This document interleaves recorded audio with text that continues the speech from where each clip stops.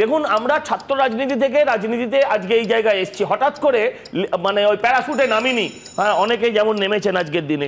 মমতাদি আমাদের একসময় শিখিয়েছিলেন শিক্ষা অঙ্গনে পুলিশ কেন, সরকার তুমি জবাব দাও, সিপিএম তুমি জবাব দাও।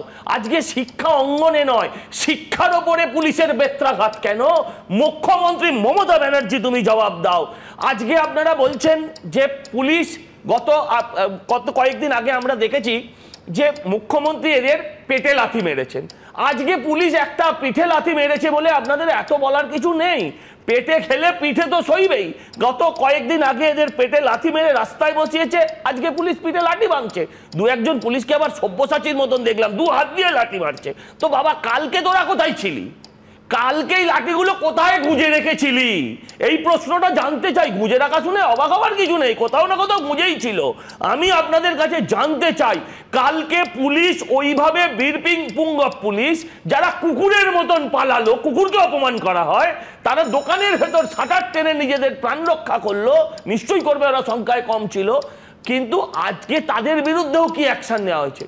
আমি বলছি এই যে পুলিশের পা ভাঙা, এটা নজরুলদা বলেছেন ওটা মুখ্যমন্ত্রীর পা ভাঙা স্টাইল থেকে শিখেছেন এনারা, এটা ঠিক। আমি প্রশ্ন করি, এর আগেও 2-1টা অসুস্থ পুলিশকে আমরা দেখেছিলাম হসপিটালের বেডে শুয়ে, মানে শুয়ে না, উঠে বসে কিভাবে হাসি মজা করছে। আমি বলছি এদের কমান্ড হসপিটালে নিয়ে গিয়ে একবার পরীক্ষা করা হোক। আমি বলছি এত মার মেরেছে এই যখন শিক্ষকেরা, আমি প্রশ্ন করতে চাই পুলিশ একটা মামলা করেনি কেন এখনো অবধি? পুলিশের তো মামলা করা উচিত ছিল। এসব নাটক সাজানো আমরা অনেকদিন আগেই বুঝতে পেরেছি। একজন পুলিশ আধিকারিক, উচ্চপদস্থ পুলিশ আধিকারিক, আমি অন ক্যামেরা শুনেছি মামলা হবে, একেবারে স্পষ্ট বলেছে। ধরবেও, এবার এদের ধরবেও।